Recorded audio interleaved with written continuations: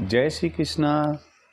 आज मैं आपको इस एपिसोड में एक मोटिवेशनल विषय पर आपको मोटिवेट करने जा रहा हूँ। हालांकि जो समय चल रहा है, ऐसे समय पर जहाँ हर बच्चा टेक्नोलॉजी से वाकिफ है और मैं ये कहूँ कि मैं मोटिवेशनल कोई बात बता रहा हूँ, शायद हो सकता है कि यंग जेनरेशन ये सोचे कि क्या अभी भी हमें मोटिवेशन की ज़रूरत है। तो हमेशा जीवन में ध्यान रखिए कि मोटिवेशन की ज़रूरत तो आखिरी समय तक भी होती है। आखिरी समय का मतलब होता है कि अंतिम सांस जब हम लेते हैं तब तक भी हमें कोई ना कोई मोटिवेट करने वाला होना चाहिए, चाहे वह इंसान हो या मौत के समय यमराज आए या कोई भगवान दर्शन दे जाए और वो हमें मोटिवेट करे। मैं आज इस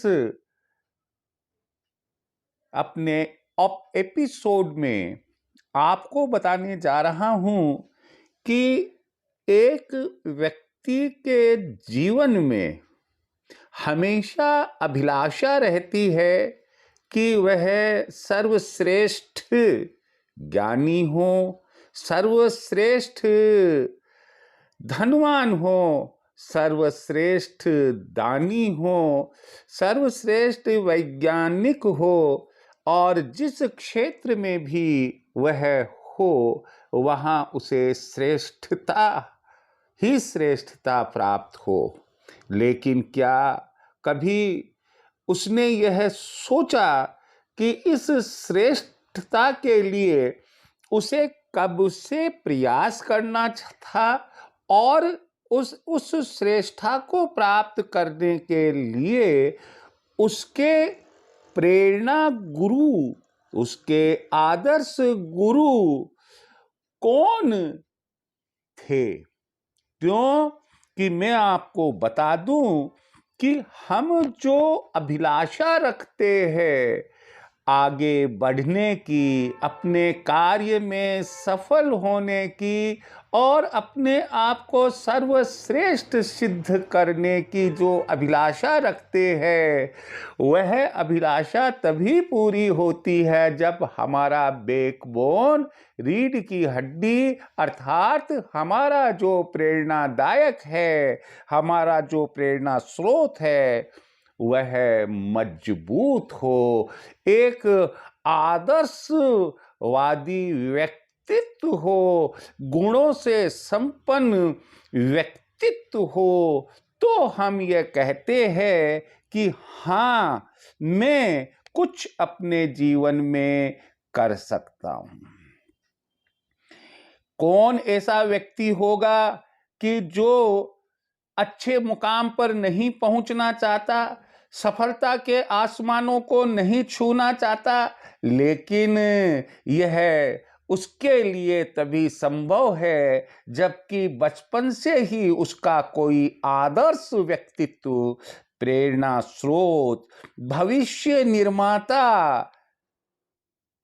कोई ना कोई अवश्य हो और जिसे हम भगवान की जैसे माने और उस पर उतना तमाम विश्वास रखे जो एक भगवान पर रखते हैं।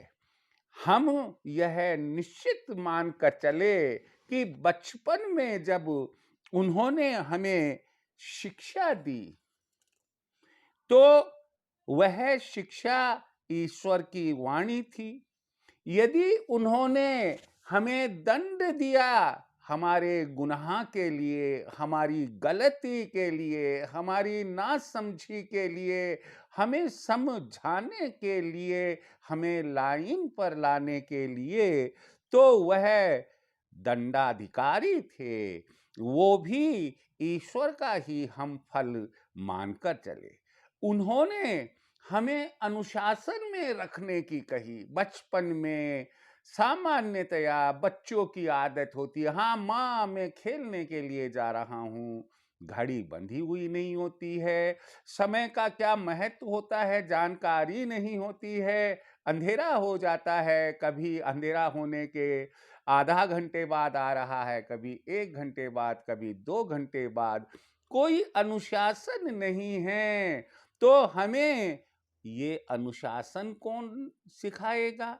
हमें हमारा वही प्रेरणादायक व्यक्तित्व सिखाएगा कि हमें अनुशासन में रहना है। वह समय समय पर डांटेगा, टोकेगा और हमें कहेगा कि अनुशासन में रहो, संध्या हो गई, दिया बत्ती हो गई है, आपको अब इस वक्त घर में ही रहना चाहिए।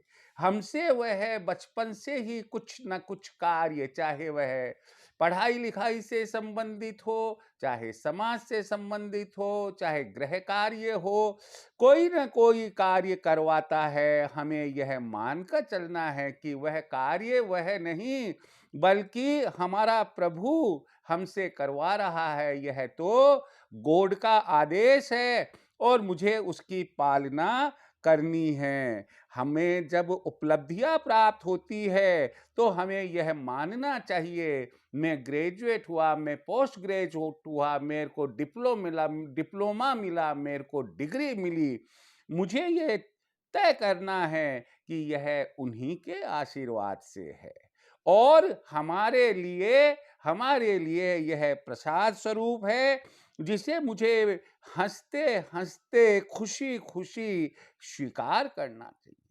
यदि समझे तो हम पढ़ाई लिखाई और कमाई के क्षेत्र में कामयाबी हासिल करेंगे, बशर्ते हमारा बैकबोन अच्छा हो। ऐसे व्यक्तित्व का हम 7 जन्मों में भी ऋण नहीं उतार सकते हैं। हम उनका आदर सत्कार और प्रणाम धोख देते हैं तो यही उनकी प्रसन्नता होती है। हमारा जो आदर्श है, उन्हें जब आदर मिलता है वे बड़े खुश होते हैं। वो व्यक्तित्व जिन्हें हम प्रणाम करते हैं, धोख देते हैं, तो वो बड़े ही प्रसन्न चित्त होते हैं। ऐसे व्यक्तित्व हमसे कुछ कभी नहीं मांगते हैं, बस इतनी ही इच्छा उनकी रहती है कि हमारी वजह से उनको कोई बदनामी नहीं सहनी पड़े। हमारी सफलता ही उनकी खुशियां होती है। हमें मिलने वाली डिग्री, डिप्लोमा जब मिलता हमें है, नाम यूनिवर्सिटी कॉलेज में हमारा होता है, लेकिन उनको कितनी खुशी होती है उसका आकलन हम नहीं कर सकते हैं।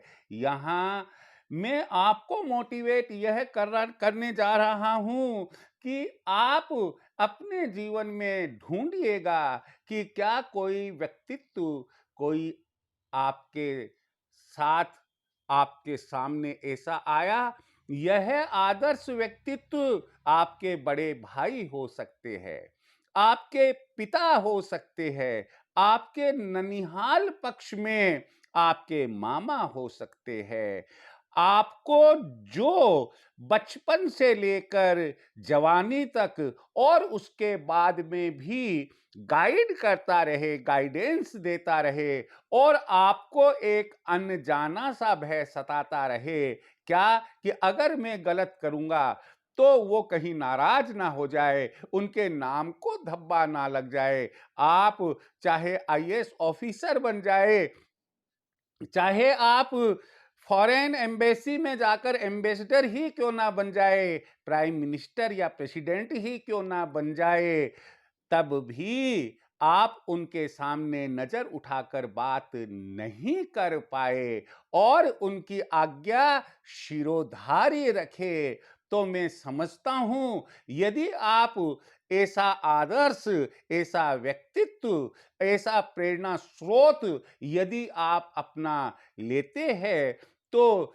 जीवन में मुझे पूरी उम्मीद है कि असफलता और सफलता तो एक सिक्के के दो पहलू होते हैं, लेकिन आपके साथ में हमेशा खुशियां ही खुशियां रहेगी और सफलताएं आप के कदम चूमेगी। मैं इस संबंध में आपको अपने स्वयं का दृष्टांत बताता हूं कि मेरा भी एक आदर्श, मेरा एक विश्वास, मेरी एक प्रेरणा स्रोत, मेरी सफलता का राज, मेरे दंडाधिकारी, मेरे भविष्य निर्माता आदि आदि आदि मेरे मामा श्री मोहनलाल जी स्वामी, जो वर्तमान में शहर सीकर, राज्य राजस्थान, देश भारत में रह रहे हैं। मैं इस वीडियो में जिनके साथ आपको दिखाई दे रहा हूं, जो पिक्चर आपको मेरे साथ दिखाई दे रही है, ये उसी पर्सनालिटी की है जिनका नाम श्री मोहनलाल जी स्वामी है, जिन्होंने बचपन से ही मुझे एक ऐसा अनुशासन प्रिय और ऐसा व्यक्तित्व मेरे में जगाने की कोशिश करी कि मैं आगे जाकर एक अच्छा इंसान बन सकूं। मैंने आज तक कभी उनका दिल दुखाने की सोची भी नहीं। दिल दुखाना तो बहुत दूर की बात है, दिल दुखाने की भी नहीं सोची। जहां मैं रह रहा हूं वहां से 400 किलोमीटर दूर लगभग सीकर है, परंतु आज भी वो मेरे दिल में बसे हुए हैं। उनका आशीर्वाद हमेशा मेरे जीवन में साथ रहता है। मैं आप सबको यही मोटिवेट करना चाहता हूं कि जिन्होंने आपके भविष्य का निर्माण किया और एक इंसान बनाया, जैसे कि मुझे इंसान बनाया गया, और आज मैं जिस भी मुकाम पर हूं वो सब उन्हीं की देन है। ग्रेजुएशन किया, मैं मान कर चलता हूं उनके कारण। पोस्ट ग्रेजुएशन किया, मान कर चलता हूं उनके कारण। डॉक्टरेट डिग्री ली तो मैं मान कर चलता हूं उनके कारण। पोस्ट ग्रेजुएट कॉलेज का प्रिंसिपल बना, मान कर चलता हूं कि उनके कारण। समाज में जो मेरी प्रतिष्ठा कायम हुई, यह भी उन्हीं के आशीर्वाद का परिणाम है। तो आपको भी मैं यही एक बात यहाँ इस प्रवचन में, इस लेक्चर में देना चाहता हूं, कहना चाहता हूं कि अगर हमें आपको एक अच्छा इंसान बनना है तो आप भी एक अपना आदर्श किसी न किसी व्यक्तित्व को तलाश करें, माने और उनके पद चिन्हों पर चले, बशर्ते वे एक सकारात्मक सोच आपके लिए लिए हुए हो। तो इस तरह से कि आप यदि ऐसा करते हैं तो उस स्थिति में मुझे पूरी उम्मीद है कि आप की सफलताएं, जो भी कार्य आप करेंगे, सफलताएं आपके कदम चूमेगी। कभी भी आप निराश नहीं होंगे, दुख आपके नजदीक नहीं आएंगे। मैं परमात्मा से भी यही प्रार्थना करूंगा कि जो लोग मेरी ये बात सुन रहे हैं वे सब किसी न किसी, या तो होंगे उनके कोई आदर्श आइडियल पर्सन होंगे, और अगर आइडियल पर्सन नहीं है तो उन्हें तलाश करना चाहिए और एक आइडियल पर्सन उन्हें कायम करना चाहिए, एक आदर्श व्यक्ति कायम करना चाहिए, और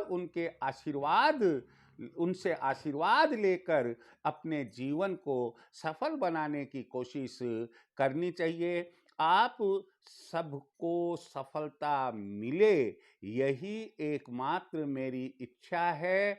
जय श्री कृष्ण।